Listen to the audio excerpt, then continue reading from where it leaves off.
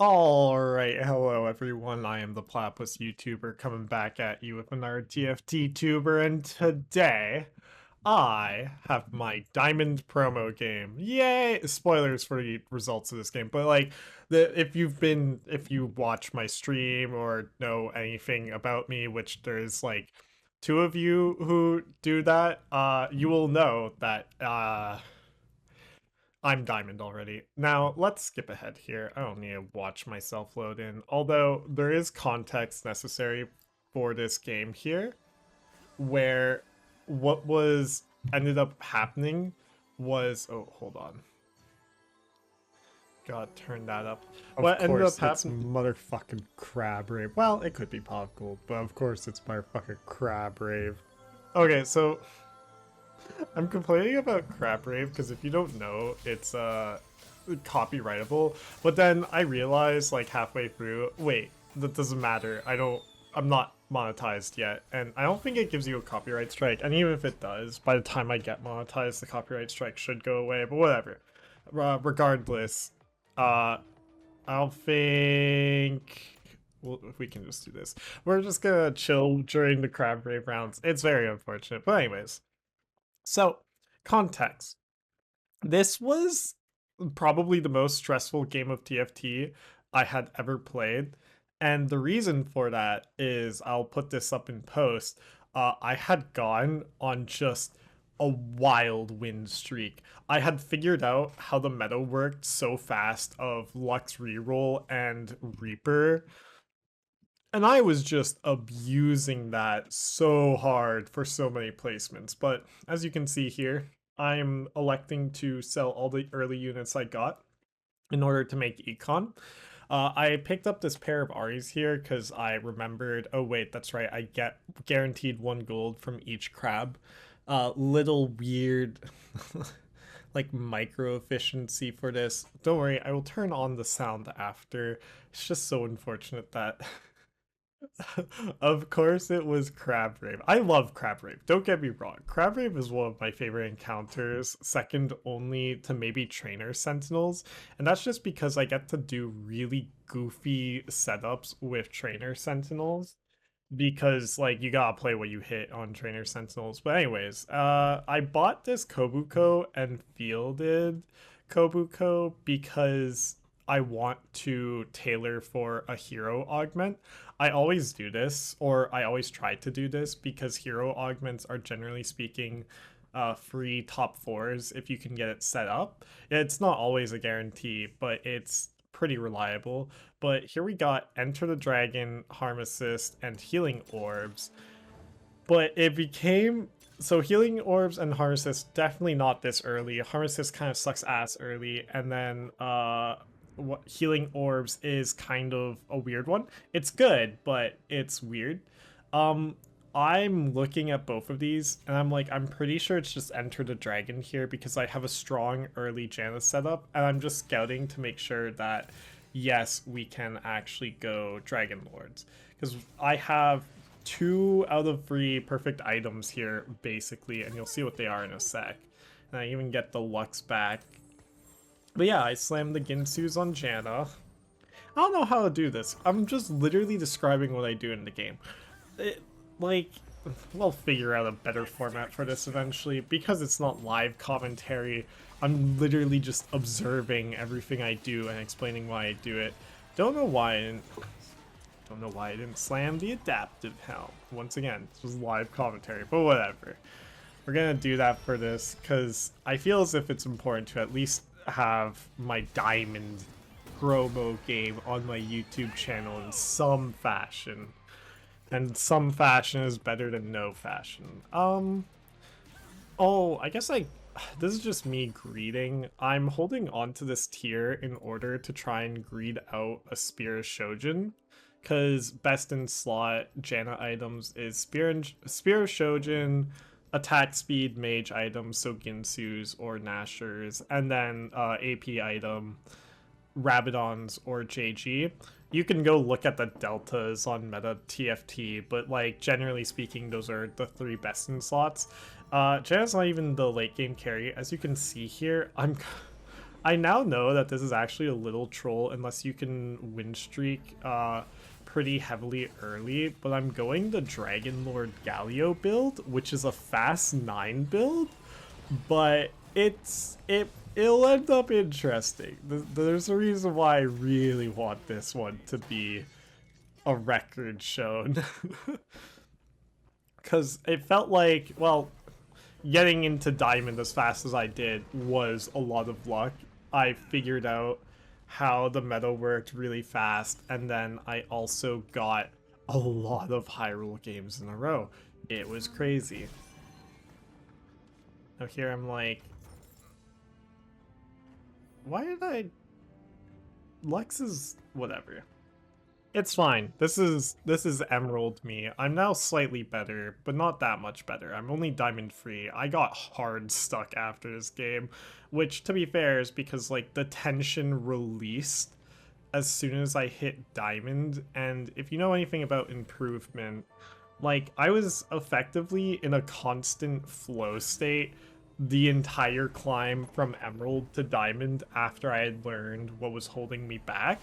And then from there, once I was no longer in this flow state and like started playing more relaxed again, I played awfully because I was no longer stressed about the game. So my decision making and my trees and stuff like that just became worse. And there was still a lot I needed to improve. Like even to this day, I still suck at knowing when to level and when to roll, but that is improved. Go check out the Twitch if you want to see all of this improvement in real time, which I wish my Twitch was more consistent, but right now I have a problem where it randomly lags my game out when I stream and play at the same time, so I'm like, welp. I can only stream in the morning when the facility connection is really stable. But anyways, my greed here doesn't pay off because the sword gets yoinked from me. I think I do end up just grabbing the second tier. Nope. Okay. Now I'm like, okay, we'll go adaptive helm and then hope for JG on channel. Getting the second tier here would have probably been better, so that I could have more guaranteed best in slot whatchamacallit Janna. But adaptive helm was really good on Diana, especially early when she can be your carry with Enter the Dragon. I'm just explaining stuff to you. If you want coaching from me where it's basically just me doing this at you for a game review for free, go join the Discord.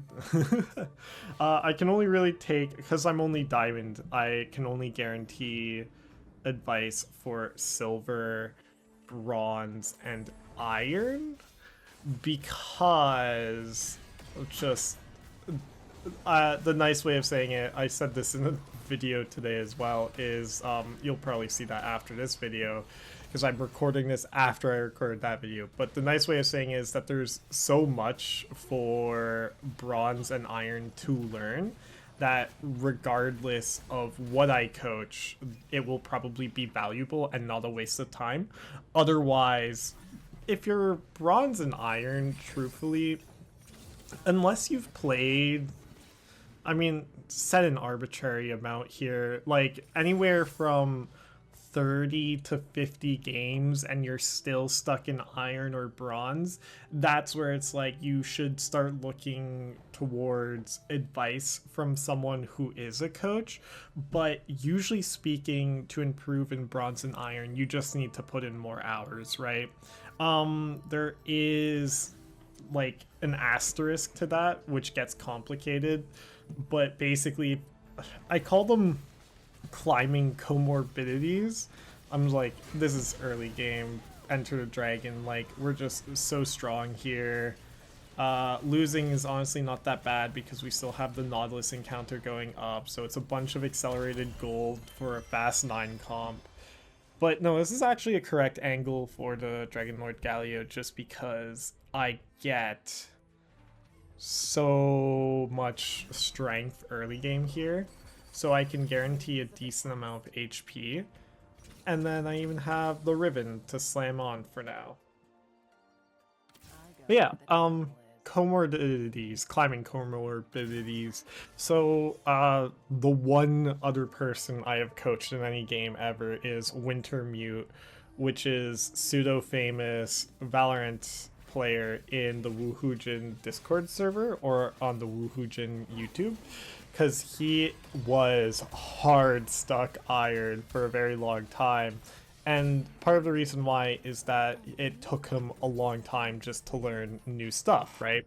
He's old. I forget the exact age, but we're talking like, what was it? Somewhere around the 50s. I don't remember if I'm... What? Okay, well, these are good Diana items as well. As you can see, it's been a while since I've played this game, because I did not remember slamming Dragon's Claw Hand of Justice, but we got the Spear of Shojin, we got the Ginsus, and we got two pretty good... Actually, no, they're very good Diana items. Like, you don't need Adaptive Helm, but Adaptive Helm would probably have served me better here. Either way, like Adaptive Helm plus... What would be the other thing? It would be Glove and... oh, I guess that's why I just slammed it this way, because otherwise it would be Quicksilver, which is not that useful throughout the game on any of the carries I will be getting, except maybe Lee Sin later. But now we're really strong, and we can just hard econ. And it's like, oh, let's go, Harsis came back. But Baboom is better. Baboom is better in so many different ways.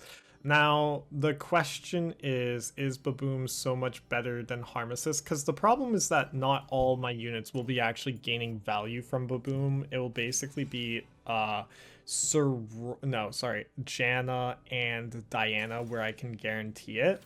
But I feel as if Baboom is just strong enough that it's better than getting Harm Assist here, especially because we have the Sage.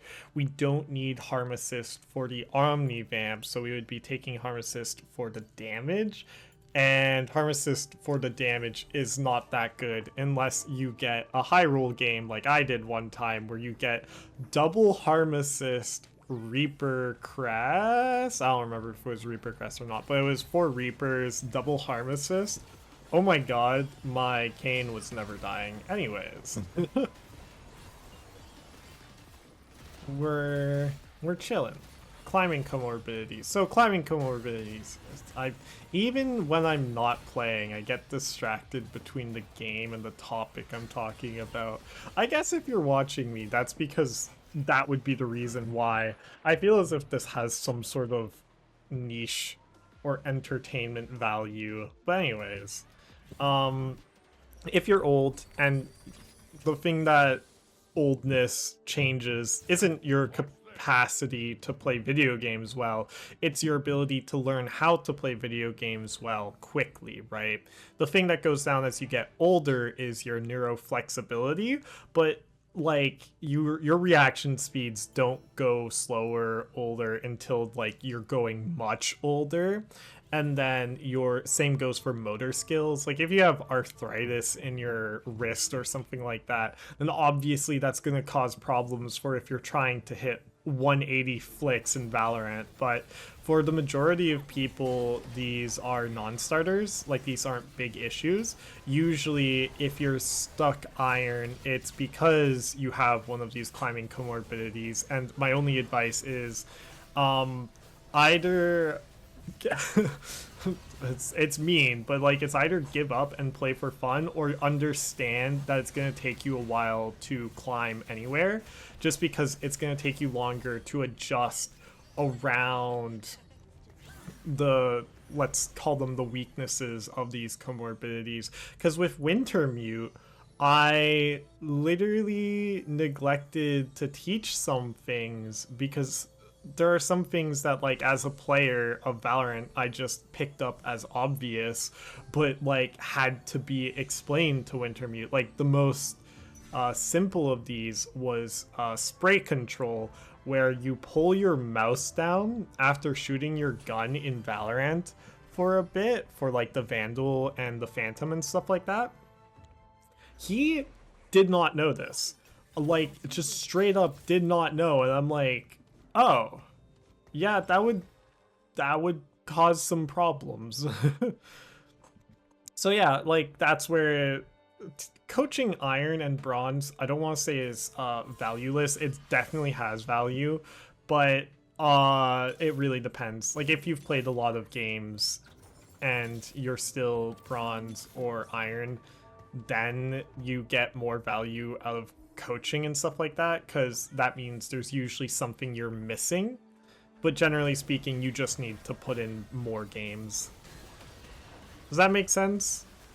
I think that makes sense. I feel as if my rambling was coherent enough for my explanation to be understood, where it's like, yes, if you're low ranked, you can get coaching, but usually that coaching is not going to provide you much value until you've played enough games. Once you've played enough games and it's like for sure you're stuck here, then it can be valuable. But you only need above 50% win rate, which is a bit weird in TFT. You need more. You need one more first than eighths, or you need one more second than sevens, or one more third than six, and one more fourth than fifth to climb. You only need to have one more positive than negative over a long period to be climbing.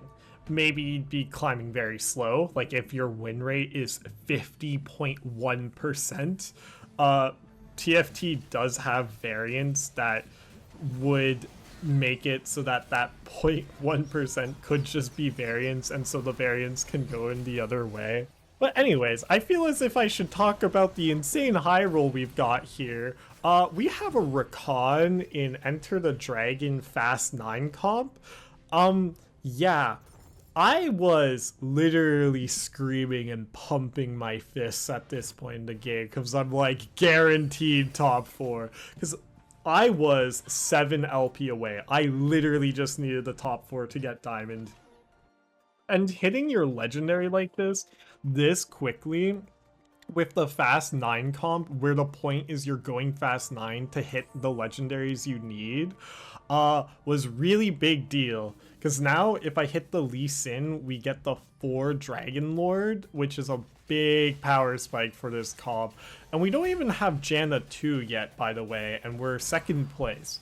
Like, this is a big high roll, but that's never been a thing I struggled with playing flexibly to the high rolls I hit. Granted, yeah, I could probably theoretically play more flexibly, but where I'm at in the game, the way I play is completely a-okay. So yeah, I'm like, do I want to slam something on Rakan? And I inevitably decide against it, because even if I do slam something on Rakan, it won't be as valuable as slamming a third item on Diana. Despite him being a 5 cost, he is still only a 5 cost or 5 cost 1 star, which, while strong for providing traits, and there are some 5 cost 1 stars that can be used as a carry, like Irelia and stuff like that, Rakan does not find himself in that category without proper itemization. And he's very strong by himself right now already. But like here, if I had slammed the item on Diana, I probably would have won. Like, this is my indecisiveness showing its full face here, where it's like, we got the Dragon Lord crest. And this game is just done. It's over. It's everyone else is playing for second. I mean, okay, and probably not second. I don't think I can go. It's not a guaranteed first from this spot, because there's still a lot of power necessary before you can say that you can go first here. But I'm looking for the Lee Sin because he is going to be contested very shortly. And I'm like, it will be so valuable to hit this Lee Sin like right now rather than wait. Didn't hit, crying, get the Wukong anyways, and it's like, okay, well, didn't get Lee Sin, but Wukong's acceptable. Don't do this comp unless you have econ augments, by the way. I cannot stress to you enough how wrong I played this. I literally am only getting rewarded because I high rolled so hard. Like like we're able to win just because I have all the units I need except Lee Sin, which gives me 5 Dragon Lord, but he is not the big missing piece. Or he's not usually the big missing piece for this comp. Like, you can usually guarantee getting at least one Lee Sin. Like, I just have that Garen on the board that can be very easily replaced by Lee Sin at any moment when I hit him. But at this point, I decide to stop being silly and realize, okay, maybe we should econ up because my power comes from my 5 costs and 4 costs now, and not my 2 star. Or my 2 cost 2 star. I didn't finish my talk about climbing comorbidities, right? Yes. Anyways. I need like a script for these, but I feel as if a script would be a very different video. If I were to do like a proper coaching video, I would do a script. But this is just me roasting past me, but also high roll. Cause okay, the Dragon Lord Galio comp is not that popular because it is so hard to hit, since you need to, and there's a Rakan and Zaya on the carousel, but I'm like, no shot we get this. We're like second last pick and it's a 5 cost. Like, people just take it. Oh, no, yeah, aww. I'm like, whatever, we'll just take the Galio, I guess. Just one of the core. Aww. Fine, I guess we'll just take the, yeah, that for gargoyles, and then, yes. Okay, one of the things I was struggling with before when I was hard stuck Emerald and not Diamond was I did not itemize my tanks properly. And by not itemize them properly, I mean I would rarely itemize them at all. And we got the Lee Sin. And it's just over. And now we just go 9. And now we just chill. I don't even know if I do just chill. But if we just chill, go 9, get Irelia, get Galio online. Because we don't need this Zyra on the board. You don't need 3 Sage. 2 Sage is perfectly acceptable. Sage is one of those nice flex things, but the difference between 2 Sage and 3 Sage is not so significant as to change your positioning or change your ranking by that much. And I have 51 HP with a really strong board at this point, so we're gonna be winning and losing some fights. But oh, there's the frickin' Galio. I'm like, who do I even replace? Like, we just need to go 9 now. Like, I can't throw him on over another unit except maybe Zyra. Which I do end up doing because, like I said, the Sage, its breakpoints, like, here. Okay, but I go back? No. Because, like, the breakpoints here, 3 Sage and 2 Sage is only 15 AP and 8 Omnivamp. That's not a huge difference. It is a difference, but it's not a huge one. You really only need the 12% Omnivamp and 15 AP. Like, that's completely acceptable. This changes, however, when you get to 5 Sage and 4 Sage. If you can flex on 4 Sage without changing your big board state, it's pretty good, because then you don't need to be running any Omnivamp items on your carries. It's just, Sage is one of those weird traits, right, where it's not like a hard carry trait, but it's also very useful to flex, because 45% Omnivamp sounds really strong, but it just doesn't quite do all that you want.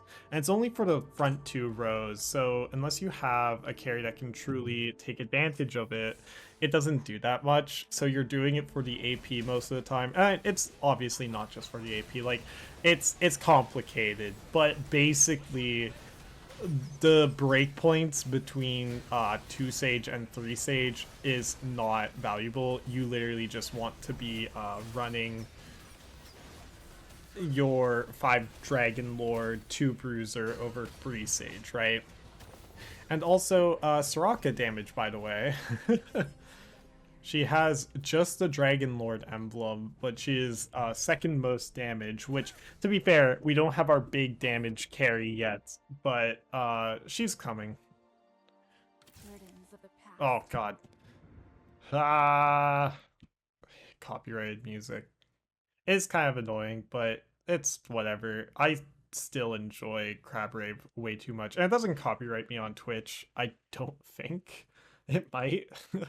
I haven't had a problem yet, which, to be fair, is probably because my streams go unlisted very fast, but either way. Crab Rave OP for being vaguely annoying. Anyways. And it's over. So yeah, now we're just chilling. We're almost ready to go 9 and just roll for the rest of the legendaries we need. At this point, I'm like, do I just slam this static shiv? And I'm like, it's not that useful. We can go Ionic here though, which wouldn't be bad on my Recon. But Redemption's also frontline, but also we kind of want more damage, and also might as well take advantage of this Recon. And I'm like, okay, so now what? And I'm like, oh, we'll Crown Guard him.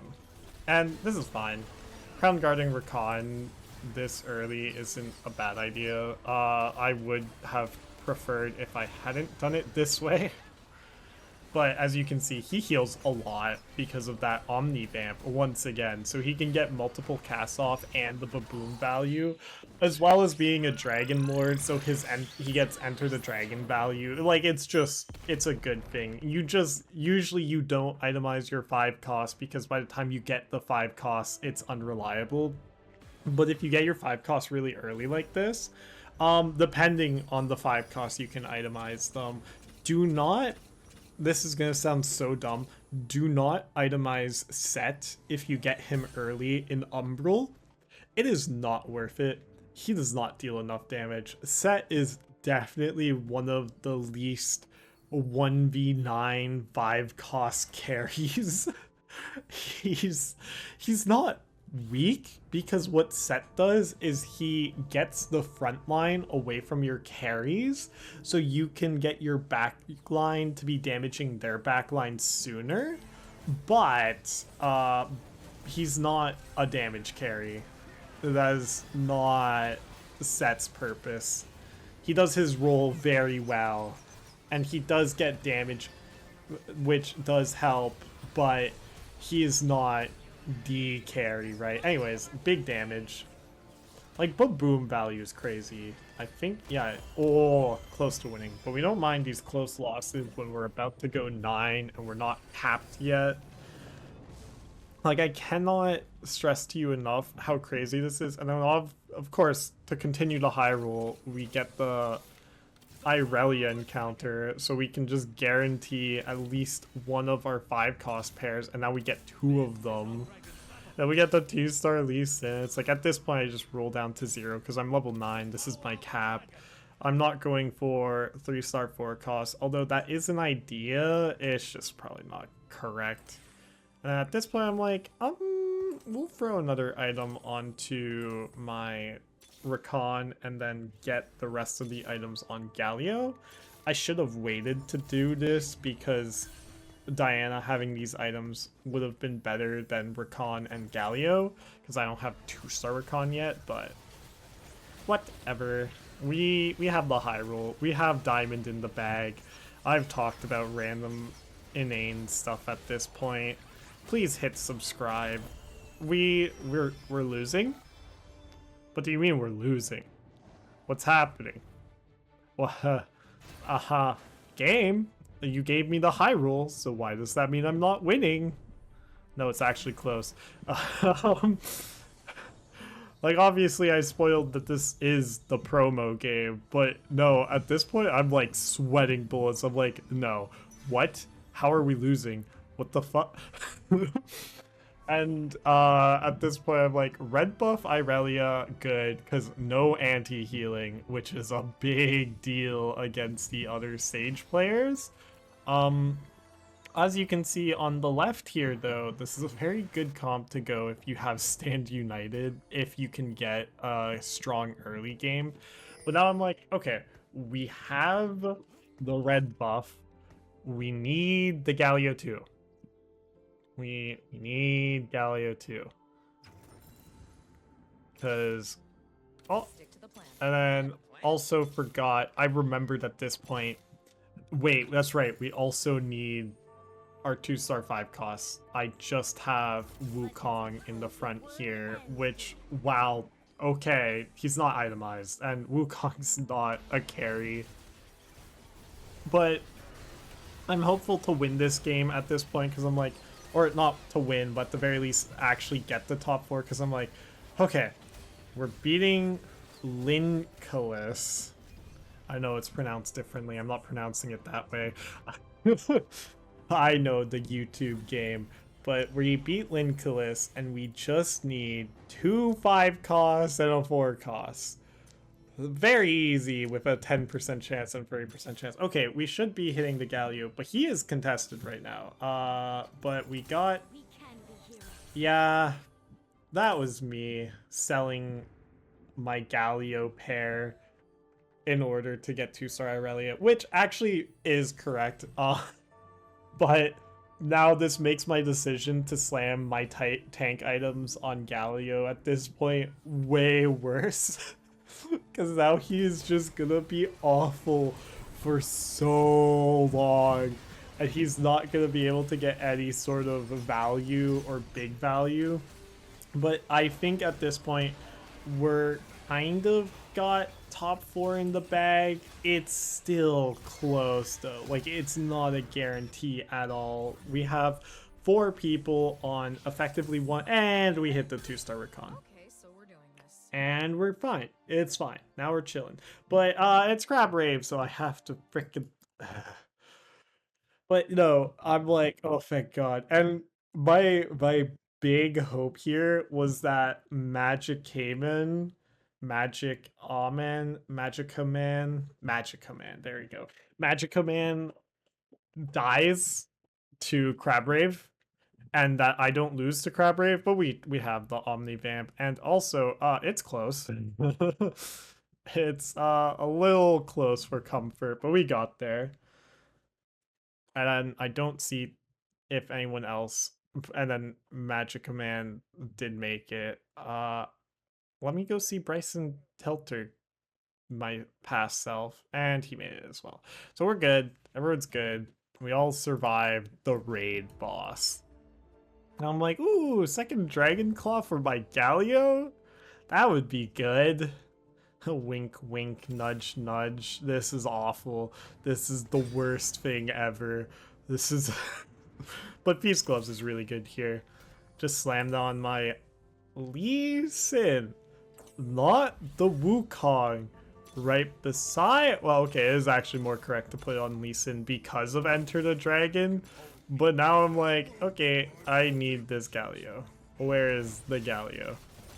So now I'm like, we have 3 of my tank items on Galio, and he is still a 1-star. This is bad. And then I'm like, oh wait, but I'm winning still. And someone died, and we got it.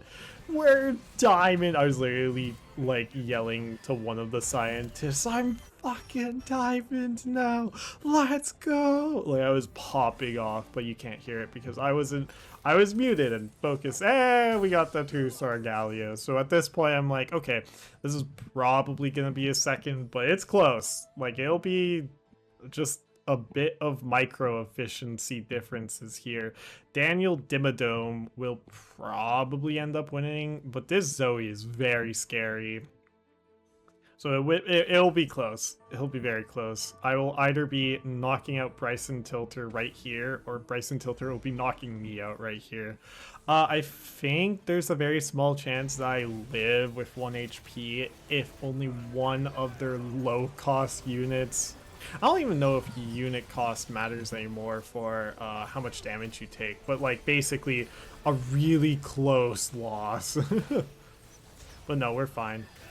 We get there. We knock out Bryson Tilter. We get the OP Ezreal Chibi, which I got after one Treasure Realm roll, by the way. Go look at the Twitch clips. And we're second place. And I'm like, wow, this wasn't close at all because I had high rolled like a maniac with a comp that I played horrendously wrong. But that is for future me to find out, because I did not know at this point in time that I was still had a long way to go before I was ready to take Masters. Diamond free now. It's been a week, I think. It's been a few days.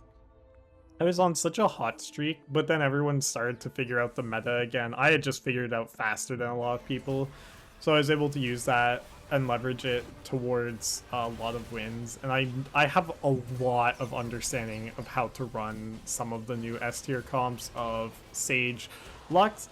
But anyways, I hope you enjoyed this. I hope you subscribe, and I hope you continue to join me on my journey to both hit pro and become a coach.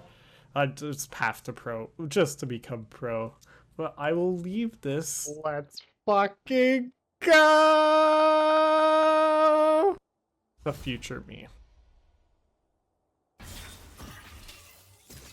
Or past me, sorry. Holy fucking shit. I'm so happy. Thank you all so much for watching. Please hit that like and subscribe. And I hope you join me on the rest of this goddamn journey I've decided to take. Holy crap. Thank you so much for watching.